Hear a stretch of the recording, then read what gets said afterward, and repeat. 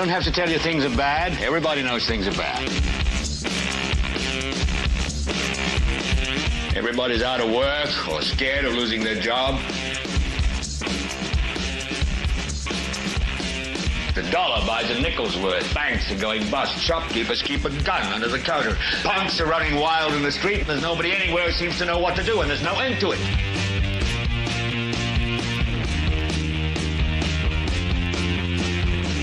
The air is unfit to breathe, and our food is unfit to eat. And we sit watching our TVs while some local newscaster tells us that today we had 15 homicides and 63 violent crimes, as if that's the way it's supposed to be. We know things are bad, worse than bad. It's like everything everywhere is going crazy, so we don't go out anymore.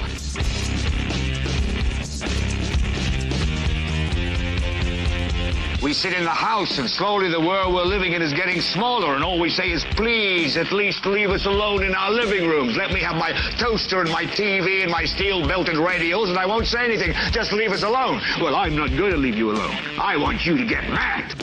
I don't want you to protest. I don't want you to riot. I don't want you to write to your congressman, because I wouldn't know what to tell you to write. I don't know what to do about the depression and the inflation and the Russians and the crime in the street. All I know is that first, you've got to get mad. You've got to say, I'm a human being. God damn it. My life has value. So, I want you to get up now. I want all of you to get up out of your chairs. I want you to get up right now and go to the window, open it, and stick your head out and yell, I'm as mad as hell, and I'm not going to take this anymore. Hello, ladies and gentlemen, and welcome. Welcome. It is just about 9:10 p.m. Eastern on Monday, September 22nd, 2025, in the big city. This episode of the Political Spotlight is brought to you by none other than Henry County Sheriff John Sproles. Thank you for your patronage and support, Sheriff Sproles. Hey, welcome, ladies and gentlemen. Hope you're doing well. This is the 528th episode. The name of this episode is How Do We Keep Them Engaged? We're going to talk about that. I'm going to tell you what that means here in a bit. We're going to kind of basically do a little bit of what we did last night. I've got some local issues that we're going to talk about. We've got some local things here in Muncie that we're going to be chit-chatting about. We've got some things going on it's not some things going on specifically currently in Henry County, but if you recall before the break,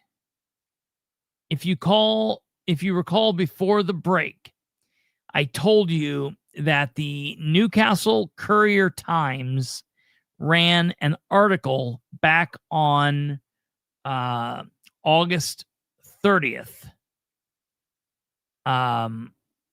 about Sproles and I's duking it out in court. The federal civil rights violation, the federal lawsuit came to an end. Yours truly was victorious yet again. I'm in that situation, and the Courier-Times wrote an article, and we haven't went over that. So I told you we'd go over that. Well, we're going to go over that this evening. We're also going to go over some Muncie City Council budget stuff. We're going to go over some emails from the mayor. I told you that I have quite a few record requests in to Muncie city government, be it the administration or the council. And I got one of those requests today. And so we got that. And then so we'll be talking about that. We're talking about everything connecting to that. We're going to talk a little bit about Delaware County's budget situation. And then I went and spoke in front of a crowd, of a group today. I've done this here a couple times in the recent last couple of months, and I'm really starting to like it. I'm really kind of hitting a stride and feel like I'm doing well. And it's just kind of that talk kind of helped me create kind of what I wanted to talk about tonight. And it's kind of on the backs of last night's talk. So we'll talk about that. Also, Rob Kendall went on today and talked about the fact that he is now banned from going to the Hamilton County Lincoln Day dinner, which I think is funny. So I think that's kind of interesting. So that's that. But yeah, we're gonna get into a lot of different things and talk about it all here. So let me, before we get started, I want to make sure that I have what I need for the, yeah, there we are, federal judge. Okay. Kate, I'm going to send you something. And sometimes when I send you something, you do this thing where you chop it up. Oh, she's not even there. I'm talking to an empty chair. I love it. I'll send it to her, and then when she returns, she still has the little kids, the little grandkids. So there are times when she has to step away. I will send this to her, and she will get to it in a moment. Okay, there. I just sent it to her. So if I get to talking here, folks, remind me here in a minute. Say, hey, is Kate back? And remind me that I need to tell her. Hey, before we get into it, go ahead and smash that like button, if you will. It doesn't cost you a thing to be nice and to give us that thumb. I was driving down the road today and somebody gave me the finger. So in order to make up for that, I would like to ask you all to give me the thumb, hit that like button, smash that like button, and let us know you love us. If you haven't subscribed to the channel, please consider doing so. It doesn't cost you anything. You can subscribe for absolutely nothing. It's free, and you get all of the information. While you're at it, if you would, you'll see on the screen a bunch of links here. You can go there, and there's our YouTube, our Rumble. We've got 2 Facebook accounts, our X account. There's the studio line and the 2 emails to get a hold of us. There you can do that and get that out of the way. That's all nice and lovely and wonderful. So you can do that there. Also, just to get this out of the way, and before I mention the thing to Kate, I do want to let you know that we are coming up, ladies and gentlemen, on the big day, Saturday, the 27th, episode 001 of the Bilbrey and Clark Show. The Bilbrey and Clark Show drops Saturday, September 27th at 3 p.m. Eastern, and you are not going to want to miss that. In order to watch that, you can jump onto youtube.com/@Bilbrey Clark Show, and you can subscribe there for free and get ready to watch it. It's going to be fantastic. You can also find us on all major podcast hosting sites: iTunes, Amazon Music, iHeartRadio, Spotify, all that crap. You can also find us at the Bilbrey Clark Show.fireside.fm. That's our home link. And then, of course, you can also find us on Facebook. Now, we are not going to live stream to Facebook. We're going to share the link on Facebook, but we're going to try something out here and see. And if it works, then we probably will end live streaming to Facebook over here too. It's coming, folks. I'm telling you, you're going to need to make the jump over to YouTube. And that's the way to be. Okay. So let's get into this. First of all, before I get this, Stumblefoot, you are the winner of the universe because last night you said that you thought that my co-host Rachel looked like very similar to my contributing correspondent Catherine Callahan, and that sparked intense conversation after the show ended. And I just wanted to tell you what a comical comment. And so I love it. And yes, they were telling me I was number one every which way. I almost got ran over too. That wasn't the guy that flipped me off. The guy that ran me over, he was very apologetic. I went back to my cop days. He about ran me over right after the speaking engagement, about ran me over with a Gladiator Jeep. I was like, dude, if I'm going to get smashed by a car, I want to get smashed by something cooler than a Gladiator Jeep. I kicked his tire real hard and said, get this shit out of the road. And he rolled down his window and he's like, I'm so sorry. I'm so sorry. I didn't see you. He was shitting his pants, even worse than I, because he thought that he had killed me. I know he did. And I'm glad I didn't have to jump and flop and fall because that would have killed me. But Gladiator, you sure it wasn't Prescott? No, I got to thinking that, but it wasn't. It was a younger man. Hey, Kate is back. I was talking and doing stuff, and all of a sudden I started talking to you, and I was asking you to do stuff, and I turned my head and looked up, and I was like, oh, I'm talking to an empty chair. So I sent you. I know. I figured it was either that or Little Duty. So I didn't know, but either way, it's okay. So sometimes I send you something and in you and Brandon and I's messenger, and you're very good about chopping it up and making it like 3 pictures instead of 2.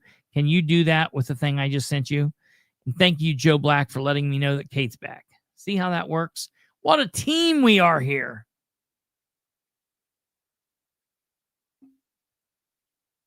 So first up, we're going to take it a little out of order from the, no, I can't. I got to wait on Kate. So no, we're not going to do that. Okay.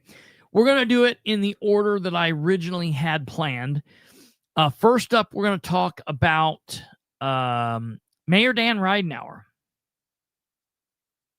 We're actually going to talk about Mayor Dan Ridenour and the Muncie City Council. And I'm gonna throw a little bit of shade on both of them, and I'm gonna give a little bit of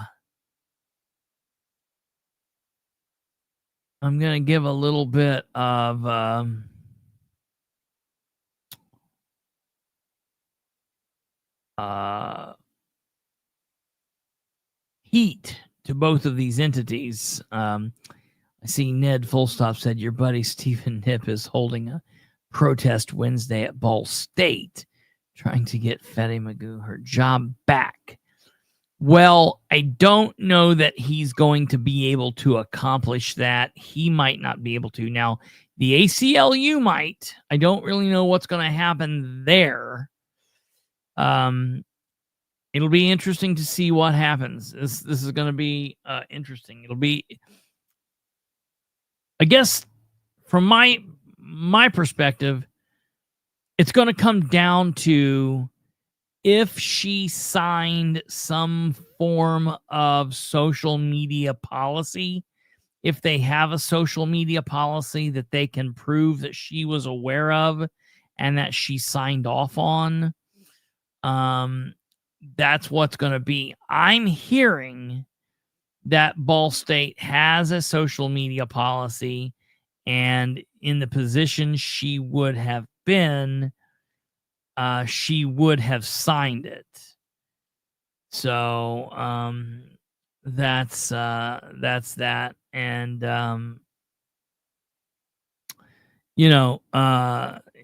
very interesting things going on here. I'm just gonna say it how I feel. I don't think she's getting her job back.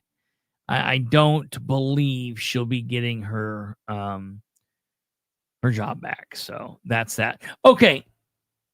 Thank you, Kate. We're going to get into this. So tomorrow, the Muncie City Council. All right, so just so everybody's with me, in this episode, we're going to be talking about a couple of straight, just bam, bam, bam, segmented things. We're going to be talking about Muncie City Council and Muncie Mayor Dan Ridenour and this budget situation. We're going to be talking about that. That's going to be a segment. We're going to talk just briefly about Delaware County Council and their budget process, and that's going to be a segment. We're going to talk about the Newcastle situation, the lawsuit, and the newspaper article. That's going to be a segment. And then we're going to talk about the overarching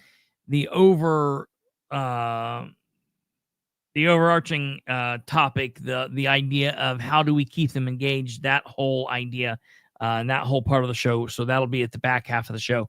So those are the things that we're going to be talking about. So first up, we're going to shoot to Muncie, and we're going to be talking about Muncie. We're going to be talking about the Muncie mayor, Dan Ridenour, and the council. So the council has until November 1st, really 11:59 p.m. October 31st, they have to have a budget passed. And as you are all aware, the city council they've been working through a series of budget finance meetings.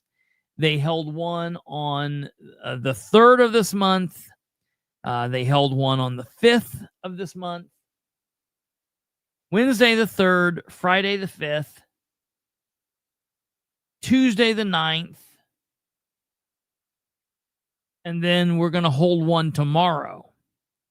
And then after that, they will vote to approve, to pass or to not pass the budget then on Monday, October 6th at the city council meeting. And as is always the case, which is just utterly maddening, Dan Ridenour refuses, and it's insane to me, absolutely refuses to do what he promised he would do with the budget when he was running. Now, I don't understand why it's hard. I don't understand why it's so difficult for him. I don't understand the problem he has with this. No matter what we think about Dan, we like Dan, we don't like Dan, we think he's great, we think he's bad, we think he's a complete goofball, whatever the deal is. He's not.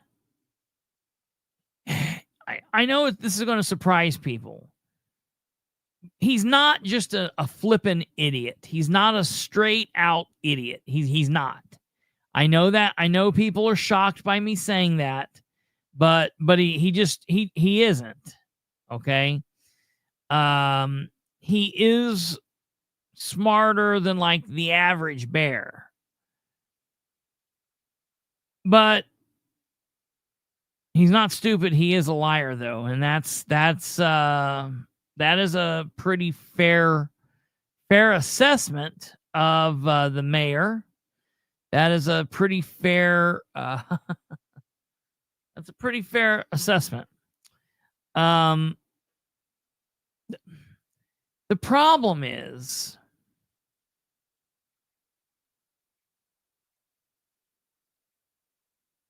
he made all of these statements that really it should be, I mean, it shouldn't be hard for him to live up to these promises.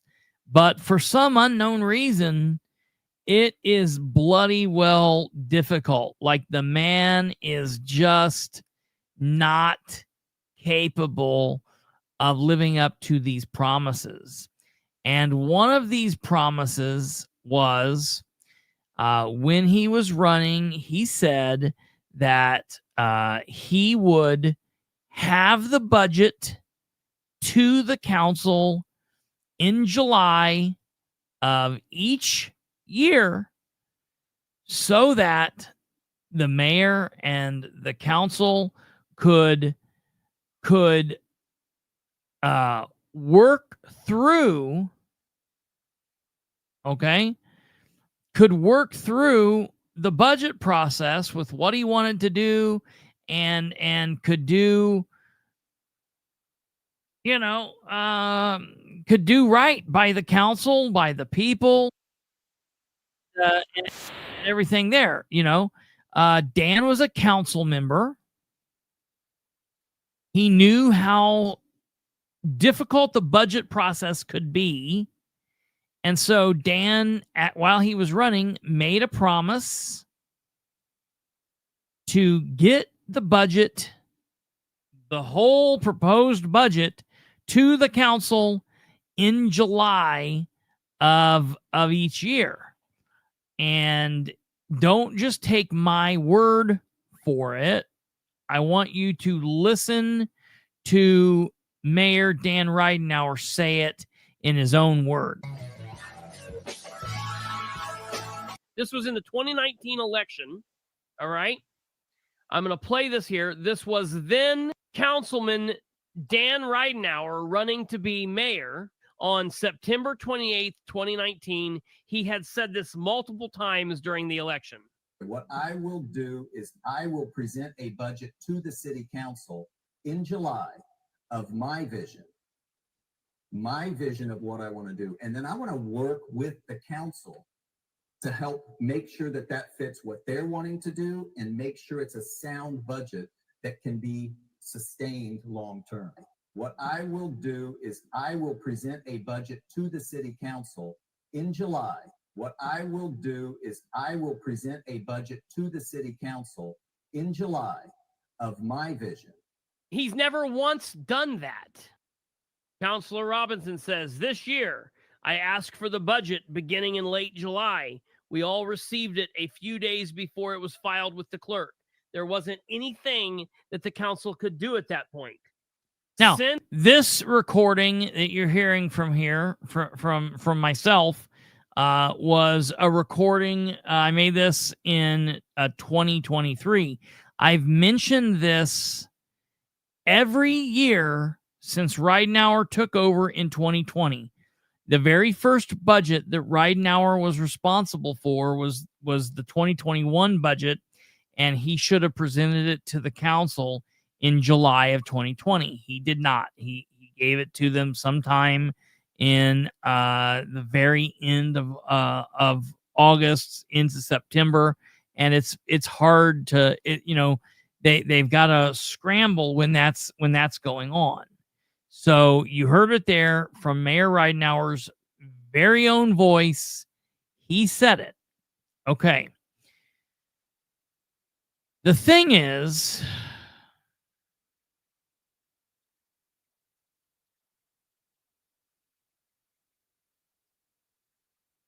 that's not the only problem. The other problem is the fact that when Ridenour gives the budget to the council, he doesn't do so in a way that it's been done before. He gives them half the budget, doesn't give them like the line item issues, has to go in and amend the budget. It's not done in an actual timely manner as it should be.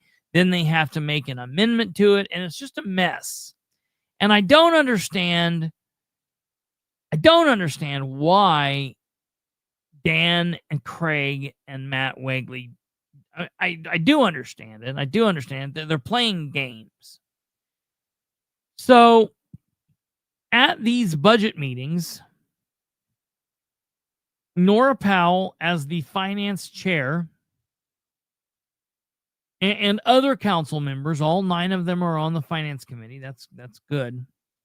They have asked the mayor and the controller and multiple department heads multiple things.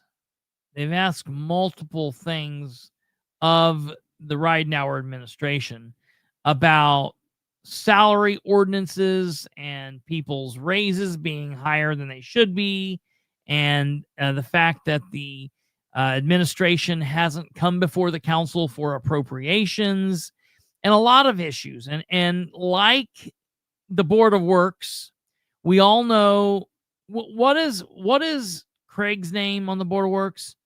He's Mr. Usual, right? Is that right? Craig is Mr. Usual. So we all know what his response is when he goes to the Board of Works. When they ask a question, he says, "Oh, I'll get back to you. Oh, I'll get back to you. I'll get back to you." Now, the public never has a chance to hear what those follow-ups are, because Craig, the way he gets back to the people asking the question on the Board of Works is he either emails them or he doesn't email them. He doesn't, one of those two things. But whichever one of those he does, we, the greater public at large, don't have an understanding of what he said, unless I want to put a standing request order in for every email he sends the Board of Works. And I'll be honest, I could do that, but it's almost like they do so much craziness, it would bog me down, and it would just, I would be covered up with so much nonsense, I wouldn't be able to get to more important things. So I don't do that. I just assume, all right, we're not getting these answers. If it's something big, I'll do it. You know, it is what it is. So that's the same way that he's approached the council in these budget hearings. They've asked him a question about the budget that he drew up, and there was issues or whatever. And instead of saying, "Oh, I've got that answer. I know it. It's right on the top of my brain." Like, he never knows anything. This is his specialty, his job. You would figure some of these things he would know off the top of his dome, and he would be able to rattle them off. But he's not. He's never able to do that. He's like, "Oh, I don't know. I'll get back to you." Well, that's always in an email format, and we don't ever get to know those things. So I ask both the city administration and the council to provide me the emails that Mr. Usual or that Matt Wegley or that Dan Ridenauer. I've asked for any emails they have sent the council in an attempt to ask questions or answer questions about the budget process. And they were dragging their feet. Well, I finally have a couple of emails from Dan. Now, before I get into these emails, I want to answer Ian Burnett's question here. Ian says, "What's a fair amount of time to come up with a budget for the city?" So I want to make sure that people are aware of how it goes. So in our city, in the second-class city, the mayor puts out these feelers, puts out these sheets of paper to each of the department heads, to the police department, to the fire department, to the street department, to the building commissioner, to all of to the city clerk's office, to all of the city departments. And the mayor tells these department heads, like, you know your budget, you let us know where you are, you let us know what you have, and shoot us back your figures. Well, the DLGF also gets a hold of the city, the controller, the mayor, And the council members should be there, at least a couple of them. But Dan has never allowed that to happen, except this year. This year was the first year that he allowed some council members to be there, apparently, but then it maybe fell through. I don't know if it actually happened or not, and it was a little hokey. So after the DLGF lets the city know what we're going to be getting back from the state, Dan and the controller with his department heads then crafts a budget and presents it to the council. And the council then works on this and shaves points off here and there to try to come in, and make things right, yada, yada, yada. I am of the belief that an appropriate time for Dan should be, he should be able to give the council a budget in July. He ran on that as a council member who had worked on the budget and knowing the budget and looking at the budget and seeing the budget. And running for mayor, he said, I'm going to give the council the budget in July so we can work on it and have a lot of time to work on it before it has to be passed on November 1st. Yeah, Dan. I don't actually think it was Dan this time doing the hokiness. I think it was more DLGF, but it was all together just a cluster, as is everything with the city. So yeah, I mean, I'll give some blame to Dan. So Nora had asked, and other counselors had asked, like, how are some of these people being paid? They're way outside of the salary ordinance. You've not come to us for appropriations. See, the council sets the budget. They approve the budget. Let's just say, for the sake of argument, they say, let's say Kristopher Bilbrey works there and I live stream all the meetings. And they call me the live streamer. That's my job title, or Channel 60 if they want to, whatever. And for me live streaming, they say the salary ordinance says I can be paid anywhere between $25,000 and $33,000. Now, they could pay me $25,000. They could pay me $28,000. They could pay me $29,500.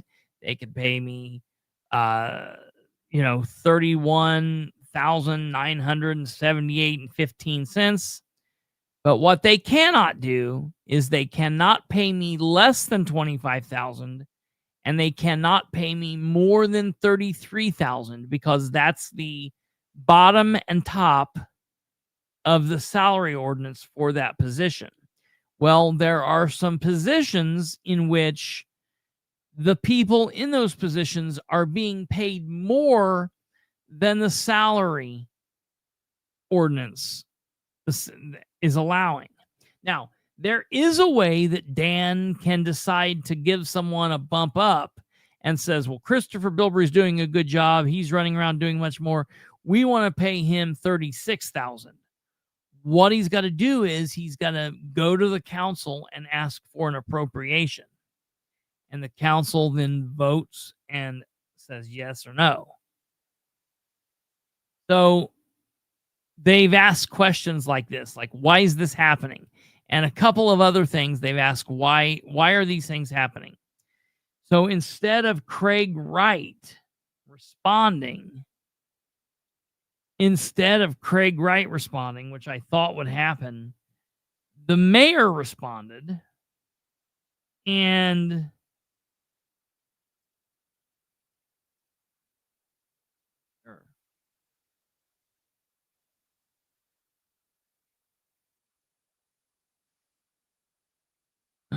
give me a second here.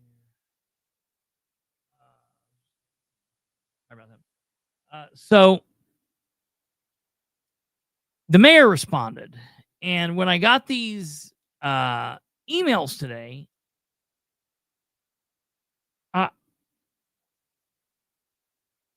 it was like what I expected.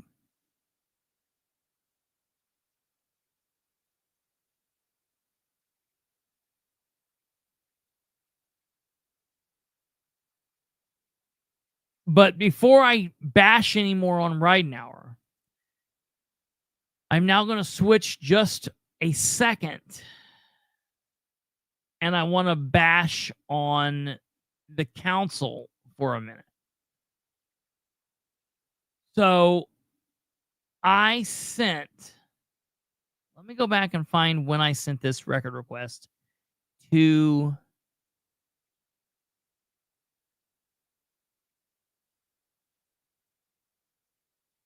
let's see. Okay. Now I want you to listen to this. This is so frustrating. And I'm going to prepare these and I'm going to take them before the council next meeting, and I'm going to rip some ass for this. So, matter of fact, I'm just going to show it to you. I'll show it to you so you can see, so no one will claim that I'm lying.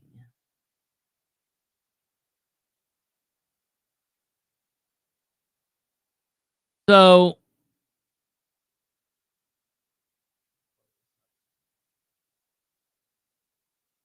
okay. Here, I sent this email to Nora Powell, District 2 City Councilor, Dale Basham, at-large 1 Councilor, and their attorney, Dan Gibson. Now, the reason I only sent it to these 2 council members, I could have sent it to everybody, but there wasn't really a need because these 2 council people had been the ones that had asked Craig the questions, and they're the ones that are the most involved with the financial process. They're also members of different parties. Nora's a Democrat. Dale is a Republican. So I sent it to, I made it fair across the board, and I sent it to their attorney as well. And you will notice I sent this on Tuesday, September 9th at 8:50 in the morning. And I say, Councilor Nora Powell, Councilor Dale Basham, and City Council Attorney. I messed up there. He's not City Attorney. City Council Attorney Dan Gibson. I am emailing the 3 of you specifically because Nora is the Finance Committee Chair and because Dale is a member of the opposite party. I am emailing Attorney Gibson to make sure that you're aware and can assist with this if possible. Since the Finance Committee has been holding meetings the 3rd, the 5th, and then, of course, there's a meeting today, September 9th. And then the last one will be held on the 23rd. There have been several questions that the Councilor Powell or others have asked specifically of the City Controller, Craig Wright, and or Deputy Controller, Matt Wegley, and others within the administration. And those people have stated they would answer those questions by emailing Councilor Powell and the rest of the councilors. I feel it is important for those answers, if any are ever given, to be made publicly, or it will be important to note if no answers are ever given. Therefore, I am requesting copies of all emails sent to any or all of the councilors from Controller Craig Wright, Deputy Controller Matt Wegley, Mayor Dan Ridenhour, and anyone else from the administration who would be emailing the council about the 2026 proposed budget. The emails I am requesting would be sent anytime after September 3rd, 2025, up and through the end of the budget process. I understand there is a chance that no emails have been sent yet, therefore no answers have been given. But because I have no way of knowing if or when they may send an email or emails, I guess I'm asking in advance for anything that has been sent so far and anything that they might send in the next few days up and through the budget process, including any back and forth follow-up emails to the council and any replies the council may send back. Those emails can be sent to my email address. Thank you in advance for your time and consideration in this matter. Okay, so I sent that on September 9th, which was a Tuesday. And I didn't receive anything. It took a while. I didn't hear anything. I only let it go for a 24-hour period. The very next day, because I thought, hey, you know, we've been in a meeting and I'm still not hearing anything. No one said anything. Nobody has responded the way that you would to a record request. So I sent something back and said, hello all. I haven't heard back from anyone. So again, I am sending this email to the three of you, Councilors Nora Powell, Dale Basham, and City Council Attorney Dan Gibson. See below. And so I sent that on the 10th. Well, then after the 10th, let me see here. Let me get to it.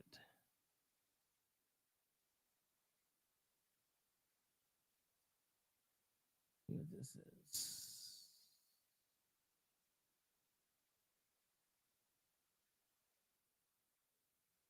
Oh, no. That's what I'm looking for. Okay, give me a second.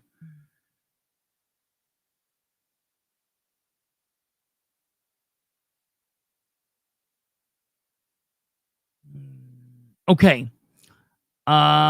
So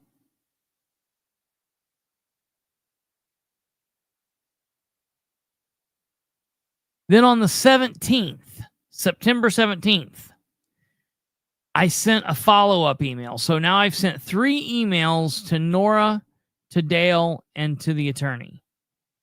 Has the city controller or deputy controller still not sent any emails to anyone on the council answering any of the questions they said they would? As a reminder, back on September 9th, 2025, I sent the following request. And I copied and pasted what I had sent.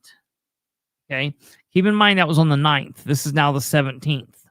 So I resent them the message and I said, listen, I'm wanting this. I'm not going to go away. I want these items and I'm asking you to provide these items in a timely manner. And so,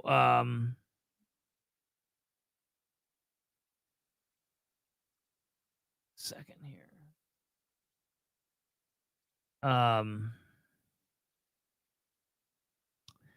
I sent that back and I'm shocked because I've never had this much trouble getting something from these councilmen and women. I mean, it's absolutely asinine because really, I'm on their side as much as I can be. I'm wanting them to get the information they need, and they're dragging their feet in allowing me to be able to help them or to push and poke the bear or whatever. And it's really frustrating because I get that's Dan's MO, Ridenhour, but I've never had this from the council. It's been a long time since I've had a council like this. So I get an email today from the council attorney, and he actually called me and he apologized. He said that he had just received this from the council. Nora had sent this to him on Friday after the end of business. So he's no longer in the office. And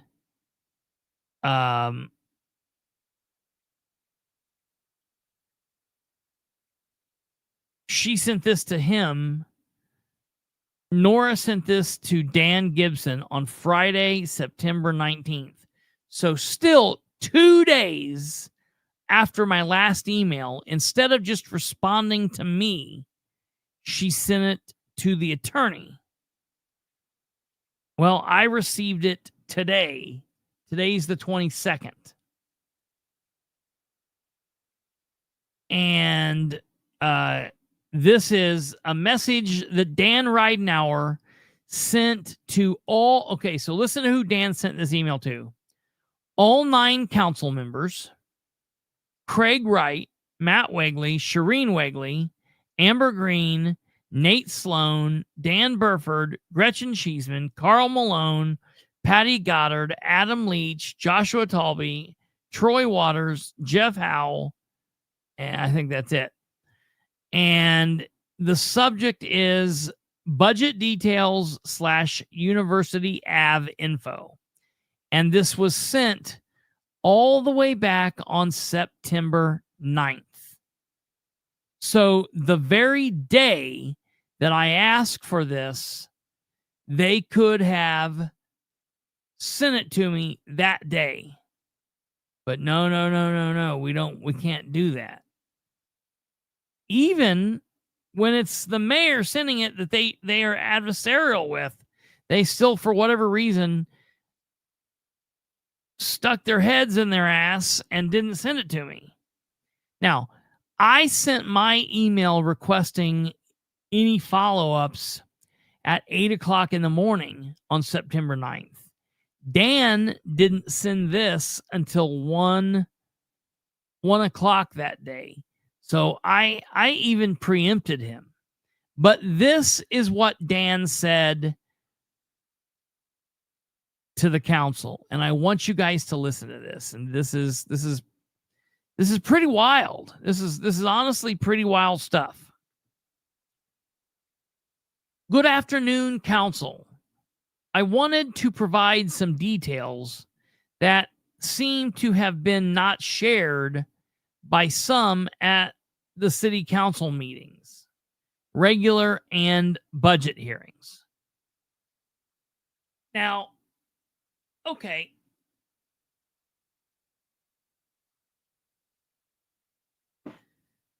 I want to break this down. Dan's saying he has some information that he wants to share to everybody that apparently haven't been shared by some of the counselors. Now, I don't know who he's talking to, but one would make you think, one would assume that he's talking about the Republicans, right? He's talking about Dale Basham, Rose Selvey, Jeff Green, and I guess Brandon Garrett and Jerry Dishman. That these guys, the gals, 5 of them, had some information that Dan had given them, but they didn't share it with the 4 Democrats.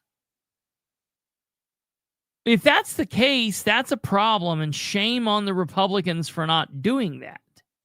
Specifically because it's giving the Democrats room to kind of pummel Ridenour.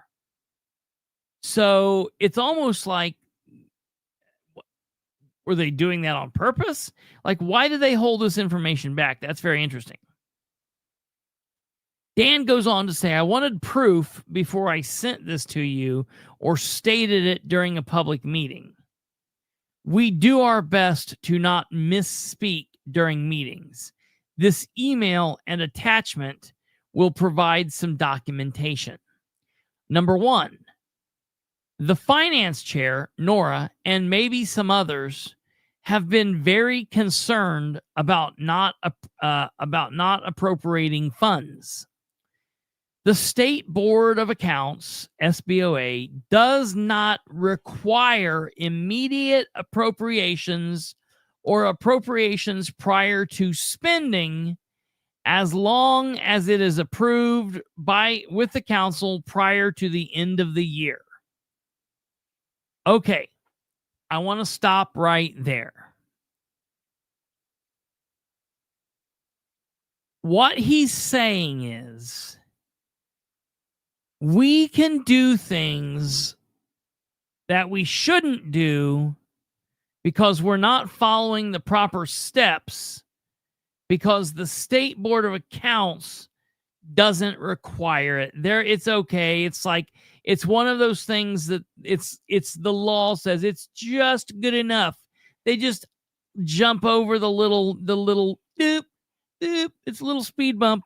We got over it. It's okay. It's just good enough. Listen, that might be good for the State Board of Accounts, but that's not okay with me. And it shouldn't be okay with any of you. You should think that this is Dirty Dan doing dirty, dumb, dog shit politics. Dan should go before the city council or have his controller go before the city council, or have his communications director go before the city council and ask them to approve every appropriation before they start spending money. It should be approved by the council, because what happens if he starts spending all of this money in July? Let me take you on down here real quick. Let me take you on down here. Put a pin in where I just said, what happens if he starts spending money in July? Put a pin in that for a second. We'll come right back to it. As long as it is approved with the council prior to the end of the year. That end of the year would be the December meeting. We had intended to bring the appropriations of the salary ordinance to you all, that you all 9-0 voted on earlier this year, to the council in November of 2025 for introduction. Final approval would be in December. However, we are going to do our best to complete it for the October meeting. Woo! They are really going to bust their ass and do the right thing. My question now is, what happens if or when they start overpaying somebody in July and they wait until the very last meeting of the year and the council says, nope, we're not going to approve it. We're not approving it. Like Kate said over here. So it's okay to overpay someone without an appropriation for the whole year and then get it done at the last minute. What happens if the council says no? That's arrogant, assuming they will approve it. Well, listen, now he can do everything this way because he has a 5-4 majority. The council will do everything he wants. Citizens of Muncie, are you okay with this? Are you okay with this? Republican conservatives who don't like wasteful spending and don't like nonsense, ask yourself, Dan looks good. He does what his thing is. He does this. He's going to church. He's put up some apartments. But ask yourself if you're okay with the squirrely dog shit that he's doing with tax dollars. And if you lie and say you're okay with it, then you're a liar. It's just, this is how Dan does everything. He either jams everything through right at the beginning, trying to get it done with no oversight, or he waits to the very last minute to do anything and whatever. I mean, it's like there's no happy medium. No one should be okay with this. Okay.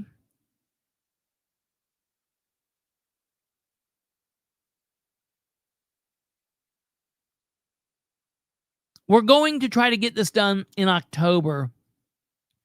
This act should end the grandstanding that we have been experiencing at meetings. I just said this when I spoke I spoke in front of a group today about the podcast and about politics at the local, state, national level and what we're experiencing. I went and spoke for an hour with this group. And, I'm talking in the crowd to people that I know, like, and respect Dan. People that I know don't like my thoughts about Dan. And I was telling them about shit just like this. Yeah, I mean, listen. I'm going to take this email and I'm going to read this to the council on the record to the public. And I'm going to say what I'm saying right here. Are you okay with this? And what happens if the council votes no? When they bring this appropriation up and they let citizens get up to speak on it, I'm specifically going to get up and say,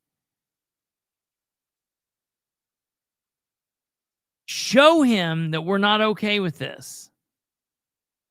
Vote no and see him scramble. This is gross.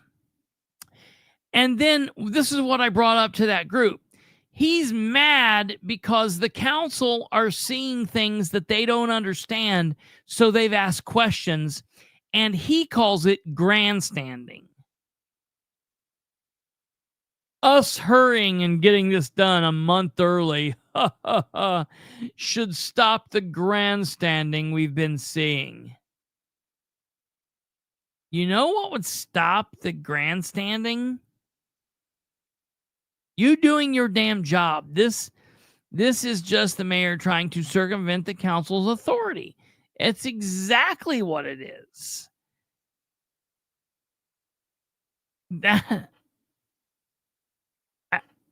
I don't even know what else to say. That's exactly.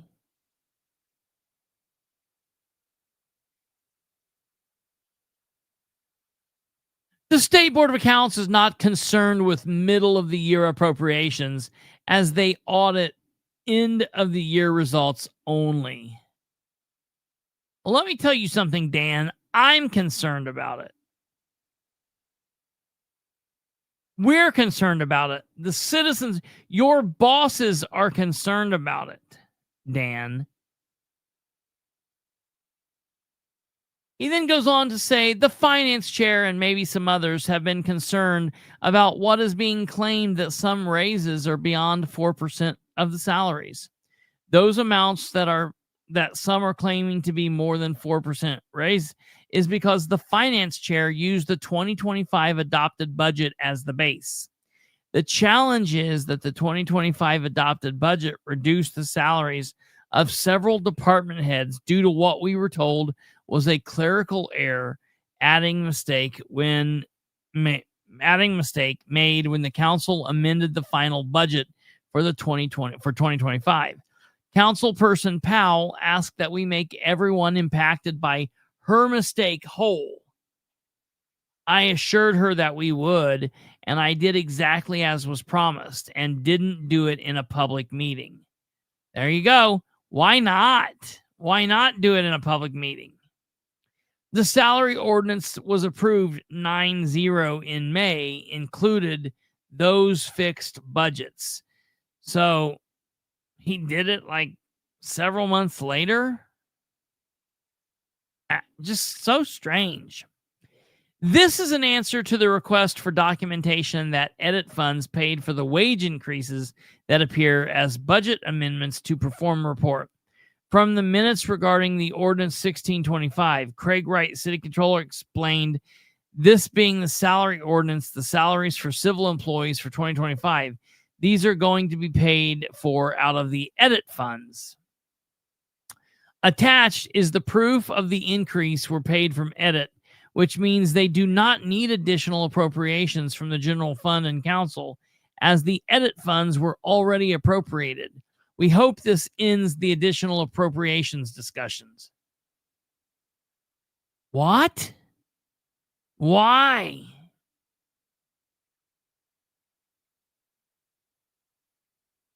This is so crazy.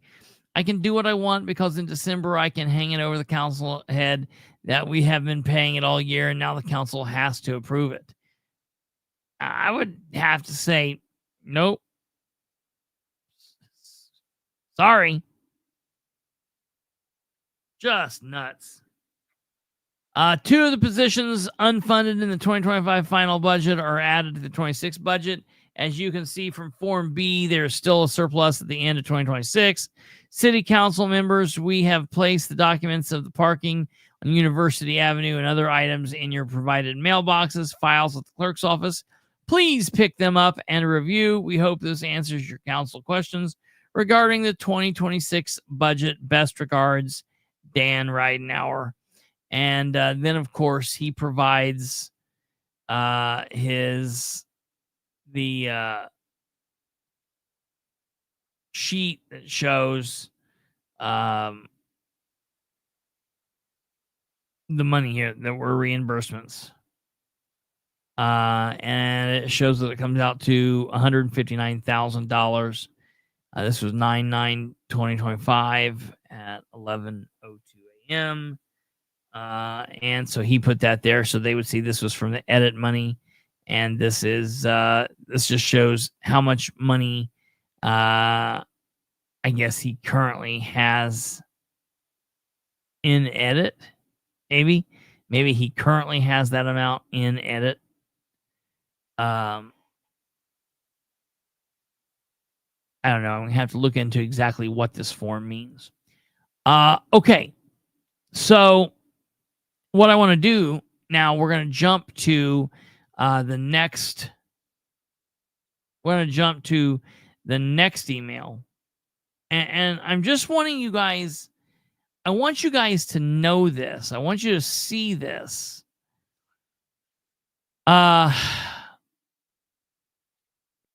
Because number one, I want you to see how arrogant this man is. Number two, he doesn't care about you. He doesn't care about me.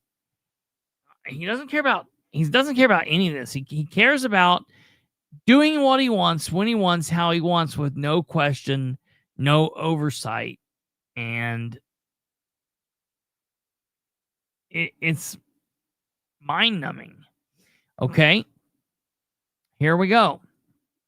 Here's an email from Dan to the council. Send it to all council members. He also sent it to Shireen Wegley, Amber Green, Adam Leach, Craig Wright, Matt Wegley. And he sent this on September 10th, 2025. However,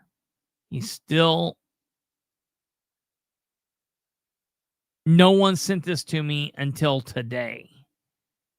It's crazy. Good afternoon, council. I apologize that I forgot to include this in the email yesterday. I meant to include number one as one of the items in that email, just a couple of items regarding the 2026 budget. The finance chair and perhaps others have indicated there was not clarity regarding negotiations with the three unions. I do not agree with that assessment. During my press conference held at the steps of City Hall in August, I mentioned that the 2026 budget accounts for a 4% raise for all employees. We have additional meetings set with two of the units and are still seeking a date for the third bargaining unit. That pay increase funding is already baked in to the 2026 budget you received and are reviewing. If you cut salaries, then we must negotiate less and provide less to the employees. We have a surplus for 2026 with this increase included, and the employees are working diligently. I believe the raises are warranted and funded. Just wanted to clarify. All three of these agreements currently are being negotiated will be for 1 year only, with the ending date of December 31st, 2026. This is due to the uncertainty around Senate Bill 1. We will negotiate with the bargaining units again next year for the 2027 year agreements and budget. Again, this is due to Senate Bill 1. We cannot consider anything longer than a 1-year commitment for 2027. We hope to be back to multiple year agreements starting in 2028. That's crazy. I mean, maybe it makes sense because of Senate Bill 1, but it also I feel like he thinks this gives him the upper hand. So that's that. Number 2, this info was needed. Requested in an email to the controller. Below, this was info needed requested in an email to the controller. Below are the salary increases that we have provided for employees since this administration began on 1/1/20. I felt that Muncie City employees were being paid salaries too low for the work they do and not attractive enough to retain employees. The administration has worked diligently to increase the salaries of Muncie employees and appreciate the years when City Council has been with us on salaries. Here are the last 6 years of increases that were given to me to share, plus the proposed increase for 2026. And he shows the increases for AFSCME, civil, the civil side, the police, and the fire. They got a 4%, 4%, 9%, 9% in 21, 2022. They got 0, 0, 0, 0. 2023, they got a 2%, 2%, 2%, 2%. 2004, they got a 10% across the board. 2005, they all got a 5%. And the proposed budget for 2026 is a 4% above across the board. Number 3, please see attached showing the funds with MVH. This information is a response to a question late at last night's committee meeting. On the document, it is highlighted in yellow. The section that indicates the signs, traffic signals, etc., are an approved expense. Just an FYI. Look at this.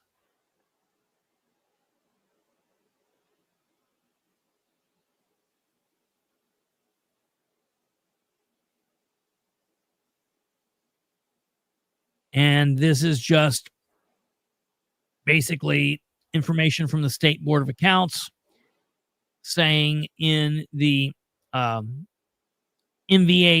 and MVH restricted subfund information, it's kind of like it's like saying the coroner, they have to fund the coroner doing autopsies. There's certain things that they have to fund.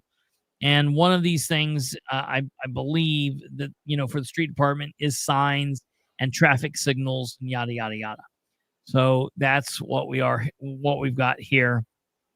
And again, I'm very concerned by the fact that I requested this back on the 9th and I'm just now getting it. Tomorrow is the last budget meeting for the city of Muncie before we go into the big meeting on the 6th, and I'm just really bothered. However, this has given me a lot of ammunition for when we go into the next meeting. I will be able to really call these people out for some of this shit. Okay. I have 2 problems. Uh-huh. The first one, they say they're not providing clarity. So he says, well, I provided clarity because I did a press conference. Yeah. Doing a press conference is a hell of a lot different than talking to your council and explaining something. Absolutely it is. Yeah. That's not providing clarity. Yep. That's giving a general overview for the public. Not clarity to your council. Spinning the story the way he wants it. Yeah. You're right. Okay. Second problem I have. He says that the salaries are baked into it and that there's a surplus. Now, didn't he say he made a big deal during that stupid press conference about being 1.4 million that needed to get cut?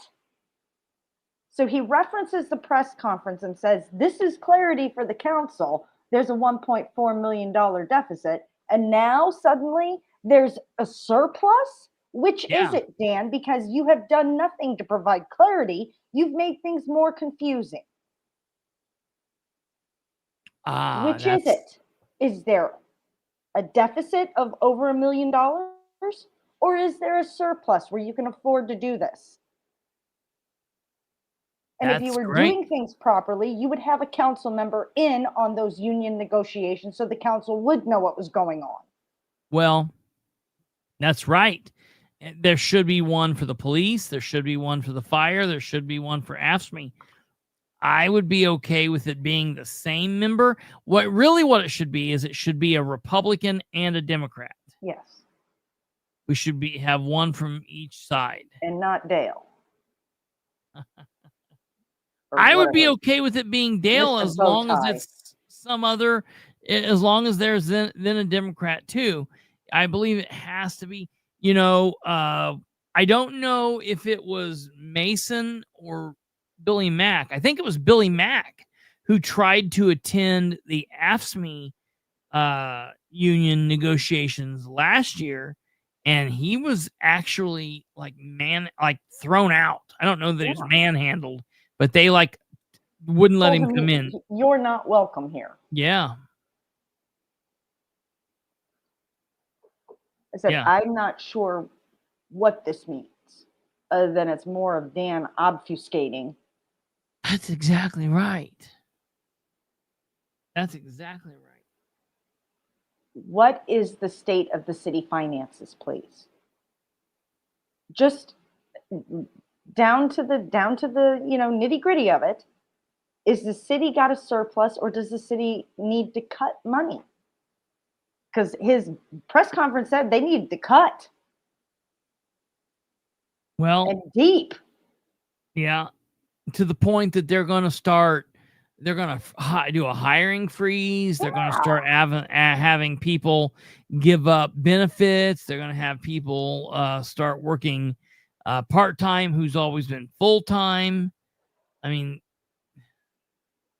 I think when you go into the council, you need to pull up have a copy of that email for them with this one, a copy of we can do it at the end of the year and you're just going to fucking do what I tell you to do. Yeah. And a transcript from the press conference where he provides clarity to the council. And have copies of all of that to pass out to the council members. Yeah. Yeah. Just my thoughts. I know. You're right. Interrupting. No. You're spot on. I love it, Kate. You're right on. No problem. Thank you very much. I love it. You're right on. So those were the emails. That's from Dan. We'll find out. We got a budget meeting tomorrow. I'm going to send some emails out to the council once we get off the show here. Hopefully they'll take that into consideration for tomorrow. If they don't, they won't let us speak tomorrow. So we'll be what it will be. But if they don't, the one thing I can tell you is we will have a meeting coming up on the 6th. And like it or not, I will be speaking there, God willing, and I will talk to them about all of this and about a couple of other things. And we will try to get to the bottom, or at least start making some headway on what's going on. We will work on that. So it should be an interesting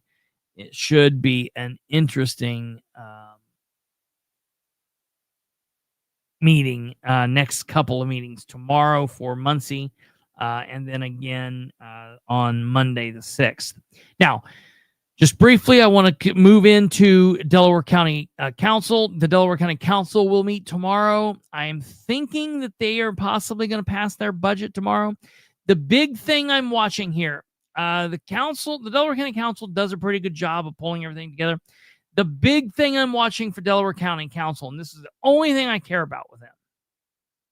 So if you're someone that's watching this, number one, we will be live. Oh, yes, I definitely will, Kate. I will provide this link in the email. I certainly will do that. But we will be live streaming the Muncie City Council meeting tomorrow, and I will be sharing on our social media the links to the Delaware County Council meeting tomorrow. Shouldn't be long. Should be, a pretty regular meeting. But I'm hoping that we hear something about what they're planning to do with the day-to-day operations of the mental health drug facility. That's something that I talked about in my speech today to the group. And we talked about like what's going to happen there, what I've heard, what the rumors are. And I will say, as of right now, I haven't heard anything different. And in my opinion, we have a possibility of having a building completed and set up for mental health that's then not going to be used for that. So I think it'll be interesting to see what goes on. And anybody that wants to watch, they will be able to watch. The Delaware County Council meeting starts at 9 a.m. tomorrow morning, and it will be live streaming on my Facebook pages and possibly X if you guys want it there. And then tomorrow at 6 p.m., the Muncie City Council will hold their meeting. And at 6 p.m., the Madison County Council will also have their special meeting dealing with the budget. So it's going to be a big action-packed day tomorrow, and we will cover it all and have information for you on that. Okay. I want to, before we get too late here, I want to go over this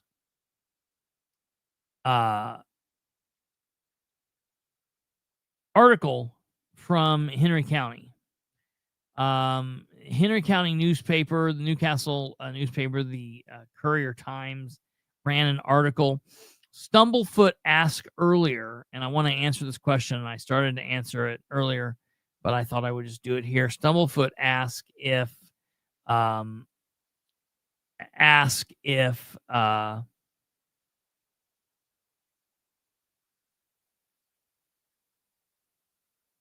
was unblocked by Sproles. If you remember all the way back to March when we had the big celebration and I was eating all the Twinkies and drinking all the generic cola, remember that? That was the day he unblocked me. He had to unblock me that day. He also had to unblock other people. So that's when he unblocked me. So yes, I did win, and we did overcome that. I'm going to read you two things because I think that this is entertaining to me. And while they did try to take a shot at me at the end, and it was more his attorney doing it, I know that this can't make Sproles happy. So this is coming to you from the Courier-Times, Dateline, Newcastle. The Courier-Times says federal judge rules in podcaster's favor. This was from August 30th, 2025.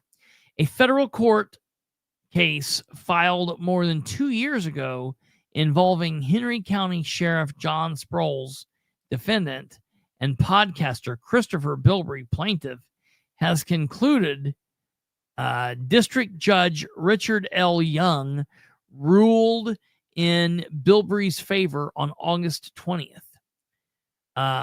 As all issues have been finally resolved, final judgment is entered in favor of plaintiff and against defendant. The final judgment said, each party shall bear their own costs and attorney's fees except as where otherwise agreed. The attorney representing Sproles was Michael E. Desrisnio of Evansville-based firm Kahn Dees Donovan Kahn, LLP. The attorney representing Bilbrey was Gavin M. Rose, senior staff attorney for the American Civil Liberties Union out of Indianapolis. Additional information about the outcome of the case was not available through public records. The Courier-Times contacted attorneys representing each party to request comment and additional details, but did not receive a response as of press time. Okay, go on to page 2. Case background. The American Civil Liberties Union filed a lawsuit July 20th, 2023, after Sproles deleted a Facebook comment and blocked Bilbrey, the commenter. The ACLU said that this was a violation of the First Amendment of the United States Constitution, arguing that the Facebook page in question was Sproles' official Henry County Sheriff's page and a public forum. Sproles argued the Facebook page was a continuation of his original 2022 Sproles for Sheriff campaign, updated to include new information after he won the election, and is not an official government social media page, subject to the First Amendment protections. He was wrong. According to the original complaint filed on July 20th, 2023, Bilbrey commented on a video that Sproles had posted to the page, complaining that Sproles had reposted a video excerpt that Bilbrey had recorded without our permission and out of context. Sproles deleted Bilbrey's comment and then blocked him from the page. The video was a video that I had recorded of a meeting in which a police chief from a small town was talking. Sproles took that video and cut out any markings showing that it was the political spotlight, and he made it in such a way that it fit what he was trying to say. And I reached out and said, hey, you can't do this. You know, if you're going to use that clip, you need to attribute it to us and say that, you know, you've edited this in a way that it doesn't say what was originally being said. Like YouTube even makes you say that. But, you know, apparently he didn't feel like he needed to. I think he was just on Facebook. And so I told him, hey, you've got to do something here. And he ended up deleting my comment and deleting me. So that's what the deal was. The ACLU lawsuit asked the federal court to make Sproles unblock Bilbrey and any others who had been blocked from the Facebook page. The suit also asked for nominal damages, court costs, and attorney's fees. On March 27th, Judge Young issued a permanent injunction ordering Sproles to unblock Bilbrey from the John M. Sproles for Henry County Sheriff Facebook page. The court order continued defendant John Sproles' social media activity constituted state action, and that his conduct blocking plaintiff Kristopher Bilbrey from the Facebook page at issue in this litigation violated the First Amendment. Love hearing it. Love hearing it. Also, on March 27th, Judge Young denied Sproles' cross motion for partial summary judgment and said that the amount of Bilbrey's damages must be addressed at trial. Court proceedings. On June 7th, 2024, a plaintiff's motion for partial summary judgment was filed. The document contained hundreds of pages of exhibits, including Sproles' deposition and Bilbrey's affidavit, along with various Facebook posts pertaining to the case. In his affidavit, Bilbrey claimed that he was extremely interested in local, state, and national politics. After the deputy, John Sproles, declared his candidacy for Henry County Sheriff in 2022, I followed the campaign closely, Bilbrey said in his affidavit. And as indicated, I have a background in law enforcement myself, and I was extremely concerned that the then Deputy Sproles did not have the experience necessary to run the Henry County Sheriff's Office. I was also concerned about several statements he made during the campaign that caused me to believe, regardless of his experience level, he might not run the office in a professional manner that would best serve the residents of Henry County. On July 19th, 2024, Sproles' attorney filed a memorandum of law in support for his defendant's cross motion for summary judgment and response in opposition to plaintiff's motion for partial summary judgment. This is the best part. From the moment Sproles was elected, Kristopher Bilbrey has been critically commenting about Sproles in numerous posts on various Facebook and YouTube pages he has operated. The document said since filing this lawsuit, Bilbrey has posted over 100 podcasts and other videos criticizing Sproles, often using vulgar, profane, and bizarre language to insult Sheriff Sproles. So I came out victorious in that matter, and it sucks to be Sproles. Sproles is having a bad go of things in all the lawsuits. He's basically said that he looked forward to his day in court because he would be vindicated. He has not been vindicated in one of them. I believe that he's had a bad go of it in nearly every legal action that's happened where he's been the person that's caused the craziness. I think it's resulted poorly for him. So couldn't happen to a better person, and I'm very, very happy. Now, I don't know if I read this letter or not. I think I might have, but I just want to read. If I did, I just want to read this bottom part because I do believe that it goes along with. I do believe it goes along with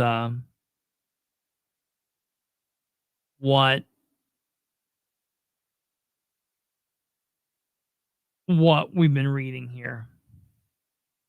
So, my attorney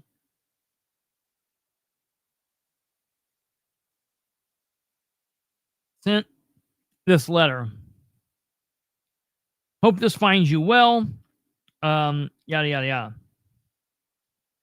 Given that our litigation is at end, I will be closing the file. I will be closing this file with our office. Congratulations once again on a fantastic result. It is always a big deal when someone stands up to vindicate their rights, and you should be extremely proud for having done so. In fact, your case is among the first social media cases to be resolved following the Supreme Court's wading into the issue, and aside from everything else, it's never easy to go first. So, this is a big deal in my opinion. It was a big win for the First Amendment. It was a big deal for people who, in my opinion, will come after. And I definitely want to remind folks that as we continue to go along and as social media continues to play a bigger and more important role in political lives and the political dealings and the political goings on, I want to remind people it's not silly, it's not goofy. If your best friend blocks you because she doesn't like your politics, or he doesn't like your politics, or he gets mad because you dissed the Backstreet Boys or whatever, that's one thing, and that's just high school bullshit. If an elected official blocks you because you're asking questions or they don't like what your comments are, that is a totally different thing.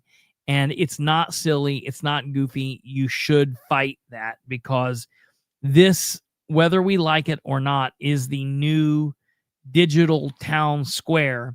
And if your voices are going to be silenced here, in my opinion, that's the same thing as silencing your voice on the street. And that is a big, big no-no. And it is here too. So I'm very happy on this outcome. And I'm happy that all of you hung around with us and stayed here while we did this. And I think it's great. The article was published in the Newcastle Henry County Courier-Times is where the article was published. So I think that the ACLU also put out a press release with it too, but I don't have that yet. So that's that. Okay. Before we wrap up this, before we close out the show, I named the show "How Do We Keep Them Engaged?" Bless you. Time to sue Dan for blocking me while he's down. Absolutely. This is a big deal. You can use my test case as proof that he needs to do the right thing. I'm going to send it to him. I'm going to send him like the result, the summary of what happened, and tell him, hey, you might want to look at this. Whatever. I will email that to him soon, but I would highly recommend you. I'll get a hold of you, Stumblefoot. It might not be today, maybe tomorrow or the next day. I'll get a hold of you and tell you what you need to do to get a hold of the ACLU to see if maybe they would be interested in taking your case. But yeah, I will definitely get a hold of you and let you know kind of what you need to do. Okay, so I call this "How Do We Keep Them Engaged?" I went and talked today to this group. I mentioned it a couple of times, and they wanted to hear more. They wanted to hear about the podcast and kind of what we do here and why we do it and whatnot. And one of the things that I noticed was all of the guys that were there. There were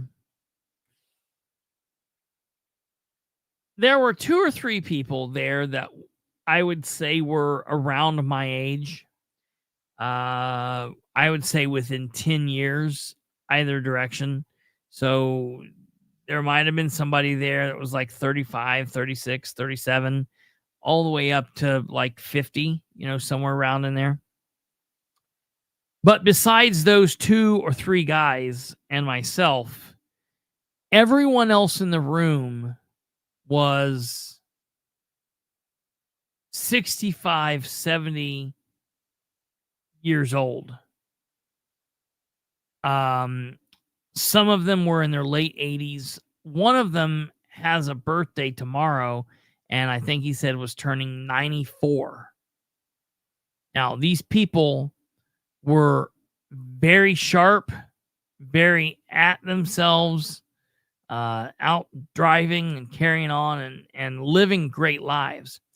But it's heartbreaking to me that we don't have younger people there. We don't have younger groups. And that's what I was telling this group. We need to work on bringing young people in. And that's kind of interesting. And that's what I'm tying over in with the Charlie Kirk thing. With what's happened here, there's a chance that young people might really start getting involved. However, I've heard this before. We've heard this before. We've seen it before.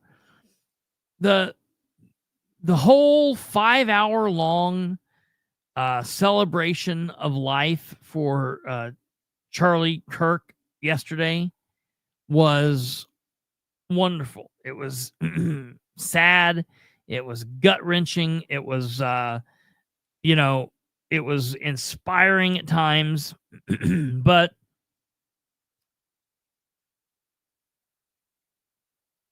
it was very much like what happened after the big crash in 2008, and when the Republicans kind of splintered off and there became the Tea Party movement, and everybody got excited and they were going to speeches, and Glenn Beck was holding great big rallies, and everybody got excited for like a couple months, and then everybody kind of slink back to their own corners and nothing came of it. It's very similar to everything that happened after 9/11, how patriotic everybody became, and we were all in this together, and our differences were going to be put aside, and we were going to really kumbaya it. And that lasted for a long time. But it too faded away. You know, we always say never forget, but that is a lie. We are lying to ourselves. We're lying to each other. You might not forget it mentally or emotionally, but we're now to a point where people are like blocking that from people. It's not okay to show people. It's not okay to show people that you are emotional on 9/11. They're like, okay, get over it, bub. You know, and that's gross to me. We need that kind of thing. But and this is the biggest thing that I've always fought, is how to get people that are currently active and involved,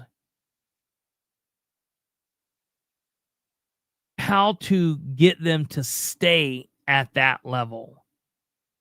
Because it's easy for people to get involved. People get involved all the time, but it's got like a real short half-life. It's over. They're done. Rob Kendall was talking about all these people that are saying they're going to start Turning Point USA chapters in their universities. And, he said that for the first couple meetings, people are going to go, they're going to be fired up. And then that next meeting that they've set on a Saturday, and the people, they're like, well, yeah, we're gonna go this Saturday, but then Friday night comes and they're like, well, we got a football game tomorrow, so I would really like to go to that Turning Point event, but I gotta head out and tailgate, or my girlfriend's asking me to go to this house party. And I'm like Kendall was saying, it's not like knocking these people that have other lives. I'm not trying to say politics has to take every waking moment, but I'm saying we need to be able to fit it into our lives. We need to be able to make it a part of our lives. And it's so crazy thinking about what we've got to do to keep people engaged, because it is so hard. It is so damn hard. I've tried, it's the number one reason that I don't say, okay, we're going to do a protest.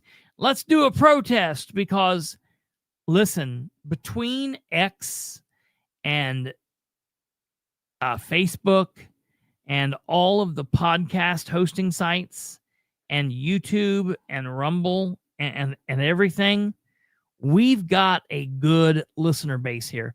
I get people that get on and they're like, oh, you've only got 200 views live. I'm like, dude, come back in 24 hours and put everything together, man.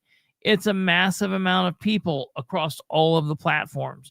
You've got to count it all up. You can't just go to one area and say, oh, well, but even with the listener base that we have, even with the good numbers that we pull in,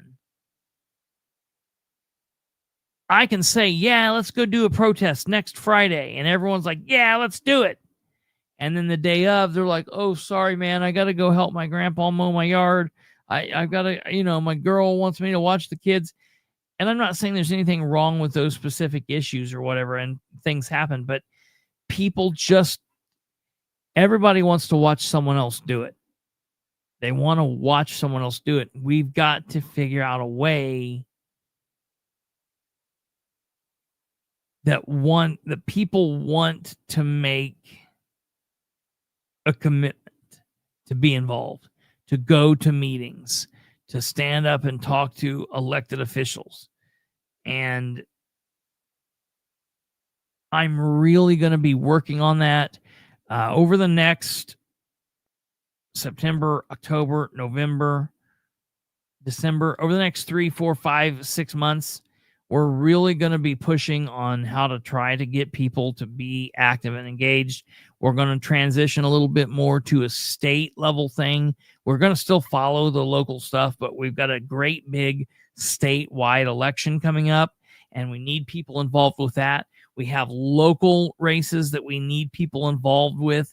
We have a whole host of people all over Randolph County, Delaware County, Madison County, Henry County, Jay County that need to be beat. We've got Republicans that need to be beat. We've got Democrats that need to be beat in the election, I'm speaking. And in order to do that, we have to get people that are willing to get involved. And the thing is, in order for those people to run successful race, they've had to have really been involved 2, 3, 4, 5 months ago. So if they start now, they're behind the 8 ball, but that's better than nothing. But we don't want to delay that any further. You get what I'm saying? We really need to put something together and do something. They have to watch you dance before they get up to dance to start. So start dancing. That's what I'm doing nightly, Sunday through Thursday, and at the meetings and everything else. It's fun. It is easy. It's good. We need people involved. People have to be involved. And so that's what I'm really going to be pushing, working to do over the next several months. There will be people that fall away from this. This will die down. It doesn't seem like it now, but it will die down, and people will go back to their lives. But if we can bring some of these people over to our side because of what's happened, then that will be a good thing. So, all right, folks, that's going to do it for us this evening. Thank you for tuning in. I would ask you before you run out the door to consider smashing that like button. Give us a like and let us know you love us. That would be fantastic and wonderful. If you want to follow us on everywhere we are, do all of that on social media. We will be there, and we will be waiting for you to communicate, to talk, and to debate us and whatever you want to do. Ask us about how you can get involved. Ask us about what you can do in your community.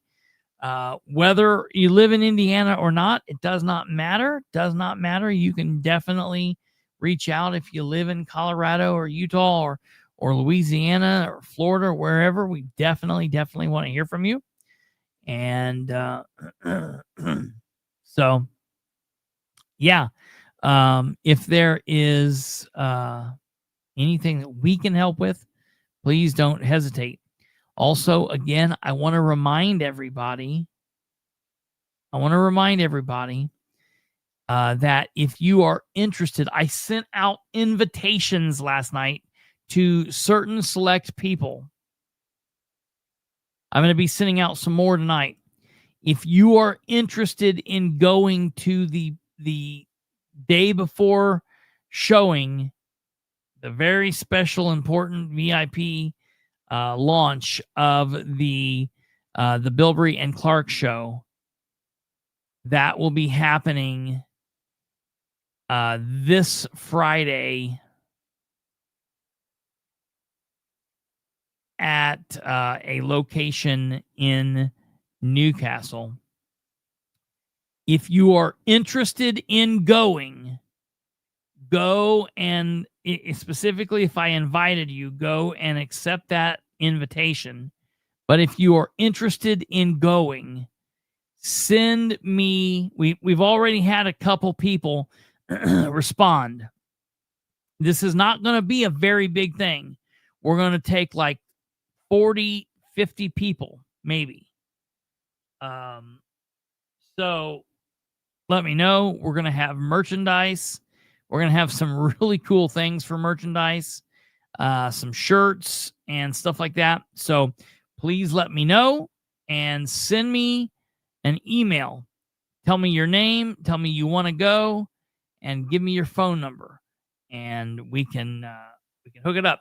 It does not cost anything to get in. And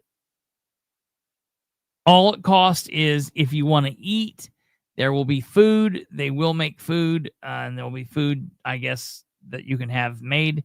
There will be drinks if you're so inclined, soft drinks. So there will be, I think there's beer and alcohol, whatever. So it's whatever you want to do. But let me know. Message me on the BC Show Dump at gmail.com. That's the email for the other show, and we will get you hooked up. Okay, you guys take care. Have a great Monday. We will be back here tomorrow. Tomorrow is a busy day. We will be back for episode 529, God willing. We have a lot to talk about. You guys have been fantastic. We will see you tomorrow. Good night.